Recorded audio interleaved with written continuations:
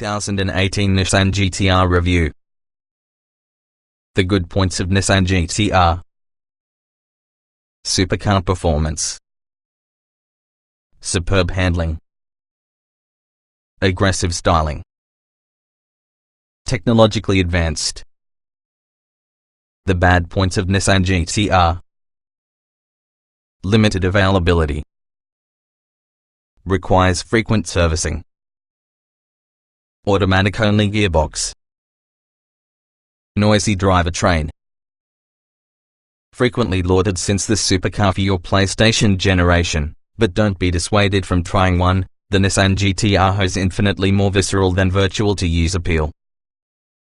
While the initials GT-R use a history stretching returning to 1969 within the car's Japanese homeland, official sales inside UK only began within the late 1990s, with restricted varieties of what aficionados refer to since the R33 and R34 generations from the Nissan Skyline GT-R. Dropping the Skyline good name for this R35 iteration, the GT-R is more brutal in fashion and performance, yet is less pricey than key rivals such because the Porsche 911 and also the Mercedes-AMG GT Coupe, or maybe the Audi R8. Twin-turbocharged engine. Nissan's development has come a good way within this generation GT-R's time available. When launched last 2009, these 8-litre twin-turbo V6 engine produced 480 horsepower. Nevertheless, the revised editions from 2017 have upped the ante further to 570 horsepower, as the range-topping Nismo packs 600 horsepower.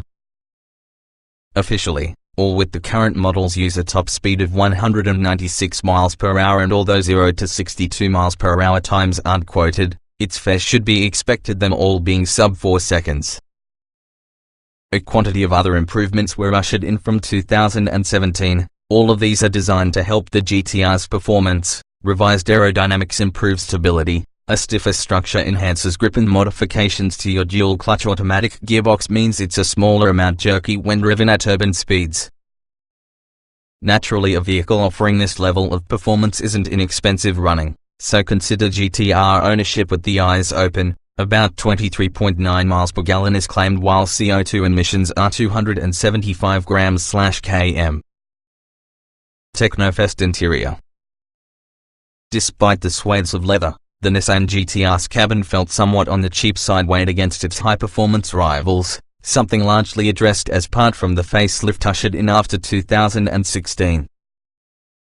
Not only did material quality improve, the shape on the dashboard was subtly altered, and also the vast volume of buttons and switches was significantly reduced. What remains is undoubtedly an array of onboard electronics, including real-time graphics displaying sets from GeForces to lap times, Rogue's data set obtainable and played by using a PlayStation, rendering your circuit exploits in 3D graphics. Although the GT-R is a physically large car, the cabin itself is a decent squeeze for 4 adults, those from the back especially bereft of both head and legroom. Restructured 2017 GT-R lineup. Nissan reorganized its GT-R lineup as part with the styling revisions following 2016, together with the range comprising of 5 distinct trim levels. Pure could be the entry-level grade, although around £80,000 it's not even close to basic, with Recaro, with sports seats through the German brand, Prestige, wider, comfier seats, Track Edition, no longer power however, some Nismo styling and suspension components, sitting above, with Nismo because balls outranged topper. All include electric seats, LED lights front and back, an 11-speaker Bose head unit and dual-zone climate control within a long roster of ordinary kit. The verdict. The Nissan GT-R somehow seems to successfully meld the accessibility and ease of use with the AWD Porsche 911 Turbo, with all the level of involvement you'd expertise in a rear-wheel drive Mercedes-AMG GT. And it's less than both. On the path, it's nearly the fastest car in solid world terms, which inevitably means you'll wish to take it onto a track to have it properly. We couldn't recommend either experience highly enough. Enormous speed on tap. Improved transmission for 2017. Characterful engine note. Sensational may be the best approach to describe Nissan GT-R performance. Virtually no surprise if you think about that the earlier versions from the 3.8-litre twin-turbo V6 produced a really healthy 480 horsepower. Extraordinary power levels. For 2017, the GT-R's power plant was further fettled so that you can extract more urgency by reviewing the metallic loins. All models barring the Nismo deliver 570 horsepower to every 4 wheels at the high-revving 6,800 revolutions per minute. Thus you need to create the engine scream to relish all is available, something it can do willingly. Big torque is rudely stoked too, at 637 Nm from 3,600 revolutions per minute. That's high enough to generate the engine tractable and smooth at lower speeds, and not so high about require a large amount of gear changes to generate the GT-R go quickly. Nissan states the GT-R's top speed is 196 miles per hour, plus it doesn't quote the state run 0 to 62 miles per hour acceleration time. A conservative estimate puts it at sub 4 seconds. There's snarl towards the exhaust note even at lower engine speeds. It responds with alacrity to demands for additional power, and as being the revs improve, the GT-R sounds angrier, having a deep bellow associated with the high-pitched whine with the twin turbos spinning. Power is uprated to 600 horsepower and 652 Nm of torque for that GT-R Nismo, yet Nissan quotes the identical top speed, whilst still being no 0 to 62 miles per hour time. We'd expect this being around the 3-second mark. No manual transmission is offered for that GT-R, really the only gearbox available as being a 6-speed twin-clutch automatic. Earlier versions proved challenging to maneuver at lower speeds, particularly between second and third gear, the place that the changes were characterized since they can be jerky. Significant revisions on the gearbox were ushered in as part in the facelift at the conclusion of 2016, making the GT-R much smoother at lower speeds by refining the transition between your lowest ratios. Stiffer, more aerodynamic body for better balance. Security of 4-wheel drive is standard. Nismo version promises for being a track hero. Nestle behind the wheel from the Nissan GT-R, therefore you soon learn that its flattering handling enables even less capable drivers to seem like heroes driving. The GT-R's a sports coupe bristling with electronic wizardry, allowing various on the car's parameters being adjusted from the inside of the cabin, including suspension stiffness, sensitivity from the throttle pedal, the higher level wheel spin permitted under harder acceleration, and exactly how long each gear is held whenever in automatic mode, and that's just scratching the outer lining of what it may do. 4-wheel drive ensures traction is maximized within range of road surface conditions, enabling GT-R drivers to extract the most performance in the car throughout the year. In reality, it's too fast for UK roads, the principal draw for a few drivers. If you're approaching the GT-R's limits for the public highway, you're either driving badly or for a speed you'll at some point have to watch out with the magistrate. It's less than the same experience as being a rear-wheel drive car, just like a similarly powerful McLaren 570S. You simply buckle up and marvel in the way it sticks towards the tarmac. We'd recommend taking your GT-R with the track day to understand more about what it could possibly really do inside of a controlled environment. And prepare to obtain a tied neck. Enhancements for 2017 onwards. Although the GT-R's facelift following 2016 a cosmetic appeal, there seemed to be more with it than simply nipping and tucking the Nissan's lines. The deeper grille design feeds more air towards the engine and also stabilizes the airflow along the car's nose. A similar story is located around the back in the car. The back wings experienced the chamfering near the spine window smoothed away. As you move, the tail comes with a revised spoiler and elongated edges on the rear bumper. These tweaks not just make the GT-R less vulnerable to changes in wind direction, in addition they stiffen the vehicle, allowing the suspension to get modified, then it maximizes grip on the tires, allowing drivers to corner faster than in the past. Positively, it's allowed the suspension to get tuned, being more supple in comfort mode, making the GT-R a whole lot easier to live with day to day.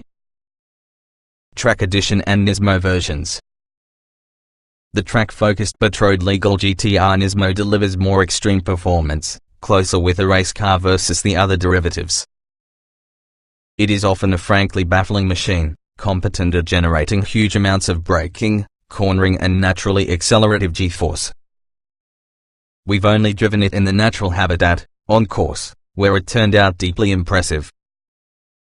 The way it corners helps to make the standard GT-R feel positively roly-poly, as well as the power on tap requires very measured fronts on the throttle pedal.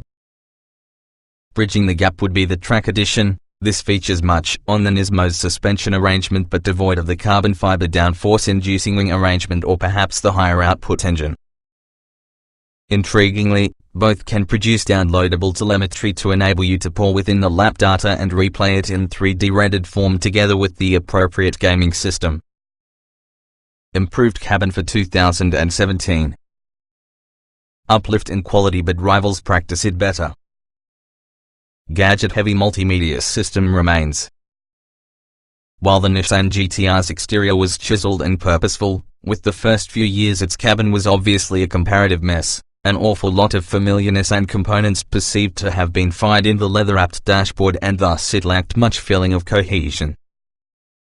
It was pretty much passable last 2009 when it absolutely was on sale across the £55,000 mark, but as being the price crept up it became less acceptable. A 2017 model year facelift heralded a revision with the cabin, with 14 fewer buttons peppering the dash, more leather along with a BMW-style multimedia screen sat proud with the moulding instead of deeply set engrossed. Sure, some from the switchgear carries a whiff of Qashqai concerning this, but it feels well screwed together and there's a tangible uplift in quality, or even up on the standards of their Germanic rivals. As was ever thus, that multimedia screen is capable of showing all manner of techno data to hold the PlayStation generation happy, G-force meter anyone. Forward visibility is decent, although it's tricky to discover the corners with the car without relying within the camera or sensors. Rearward vision is hampered by thick pillars along with a slot-like back window. The driving position within reason adjustable, with 8-way seats plus a rake and reach adjustable tire. The latter requires one to push a handle for each and every motion though, and that is unusual and unnecessarily complex. You've also got two 12V power sockets along with a front center console with armrest containing a storage box, plus two cup holders from the front and rear. Adjustable suspension good on normal roads. Front seats are fairly spacious, rear's tighter. Cruises quietly, noisier when provoked. Compare the volume of comfort served up because of the Nissan GT-R with some of the rivals and it also feels positively luxury saloon-like. This hasn't always decreased well with a few hardcore GT-R fans though who choose to help keep the adjustable suspension in the firmest setting. Year-on-year revisions have softened some on the Nissan settings because the brand pursued a refined air for the sports car, especially using the suspension in their most comfortable mode. For 2017 there's a much better choice, with all the track edition and Nismo versions featuring race car-inspired, firmer suspension, still with 3 stages of adjustability, even though the Pure, Recaro and Prestige take care of those searching for something a tad bit more civilized and forgiving on Britain's poorly surfaced roads. For an automobile offering this type of high degree of performance, there's a decent amount of room in advance, although taller occupants must recline the seats back for your requisite headroom. As you move, the back seats are definitely more generous than many rivals, they're hardly palatial. The Prestige's wider front seats will feel especially comfortable for those within the portlier side along with 8-way adjustment for your driver's seat. It's relatively simple to feel comfortable driving. Generous standard equipment levels throughout the range. Little to differentiate Pure, Recaro and Prestige. Carbon fiber add-ons for range toppers. The Nissan GT-R will come in 3 basic trims, Pure, Recaro and Prestige, which all offer more or less the identical standard equipment. From there you are able to pick either the track edition or top spec Nismo to improve levels of mechanical sophistication. Standard Nissan GT-R Coupe equipment. The 3 standard trims all come while using following equipment. Dual zone climate control. Heated front seats with 8, 4-way power adjustment for driver and passenger. leather-wrapped leader, handbrake and gear knob. Carbon fiber trimmed center console.